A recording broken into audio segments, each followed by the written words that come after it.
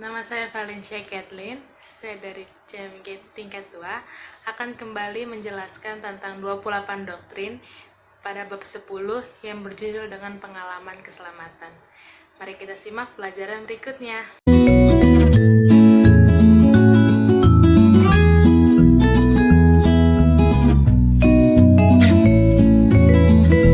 Yang pertama adalah pengalaman keselamatan dan masa lampau.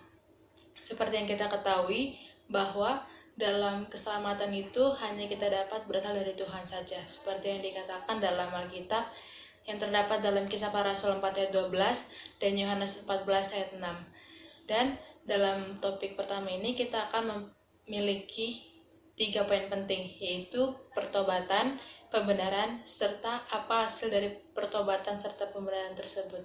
Mari kita simak pelajaran berikutnya.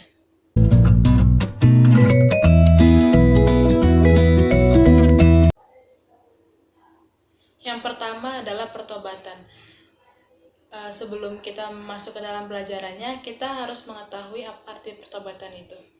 Dalam buku ini dijelaskan bahwa pertobatan itu berasal dari kata Ibrani yang dalam Ibraninya adalah nachaon, yang artinya meminta maaf, bertobat, dan sedangkan dalam bahasa Yunani adalah metanoeo, yang artinya mengubah pikiran seseorang dan merasa menyesal serta bertobat.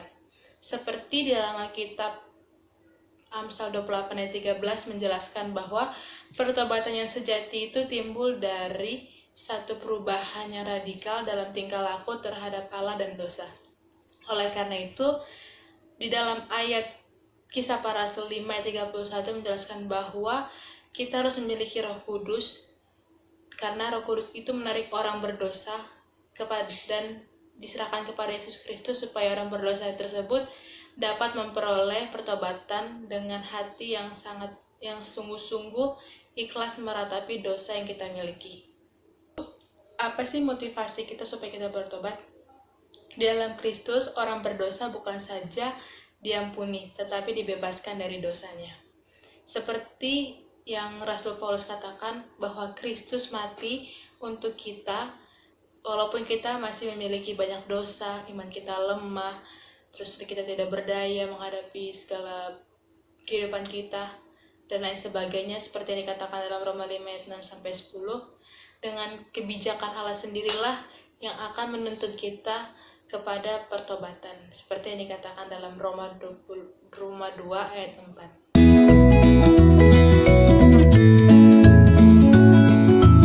Poin yang kedua adalah pembenaran. Pembenaran adalah terjemahan dari bahasa Yunani, yang dalam bahasa Yunani adalah diakoimia, yang berarti syarat pembenaran atau perbuatan dinyatakan dan dipersatukan sebagai benar. Dan dasar dari pembenaran itu sendiri adalah bukan hanya dari perbuatan kita saja, melainkan dari Tuhan kita mendapatkan pembenaran, seperti yang dikatakan dalam Roma 5 ayat 18 dan 19. Oleh karena itu, kita sebagai umat Tuhan, kita perlu namanya peran iman dan perbuatan. Banyak orang mengira bahwa perbuatan kita itu adalah dasar dari kita supaya kita bisa naik ke surga. Itu salah. Seperti yang dikatakan dalam Filipi 3 ayat 8 dan 9, bahwa kita memiliki syarat untuk masuk ke surga adalah dengan memiliki iman. Tapi iman bagaimanakah yang harus kita miliki? Seperti yang dikatakan dalam Ibrani 11 ayat 8-10, kita harus memiliki iman yang sejati. Iman yang hidup dalam Tuhan yang dinyatakan melalui penurutan kita. Yang kedua adalah pengalaman pembenaran.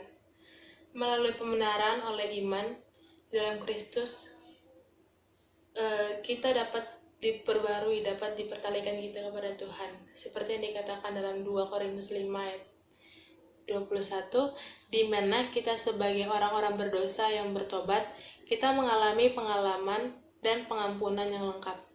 Oleh karena itu, kita harus menyerahkan diri kita kepada Tuhan untuk mendapatkan pembenaran itu.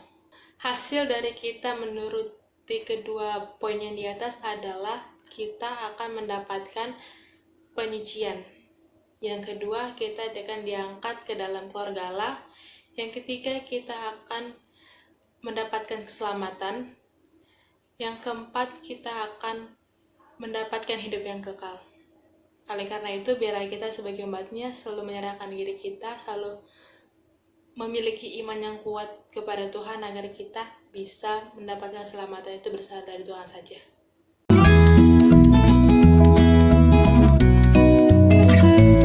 Pelajaran kedua adalah pengalaman keselamatan dan masa kini. Ada beberapa poin penting dalam pelajaran ini. Yang pertama, ajakan untuk penyucian hidup. Keselamatan yang kita dapati itu mencakup dengan menghidupkan suatu kehidupan yang disatukan berdasarkan apa saja yang digenapkan oleh Tuhan. Oleh karena itu, biarlah kita menyucikan diri kita yang dinyatakan seperti yang dikatakan dalam 1 Tesalonika 4 ayat 3, 6, dan 7. Yang kedua adalah perubahan batinia. Dalam perubahan batinia, kita memerlukan adalah keterlibatan Kristus dan Roh Kudus. Dengan kita merenungkan hidup Kristus, maka Roh Kudus akan bekerja dalam hidup kita, dalam pikiran kita dan dalam hati kita.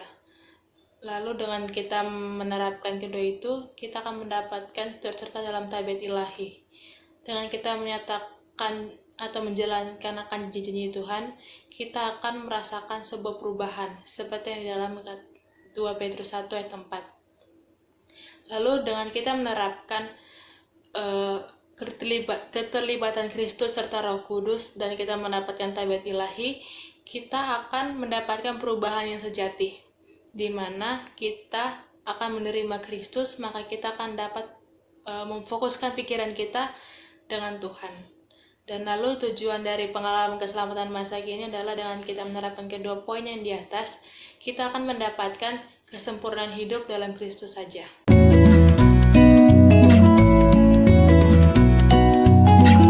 Ketiga adalah pengalaman keselamatan dan masa yang akan datang.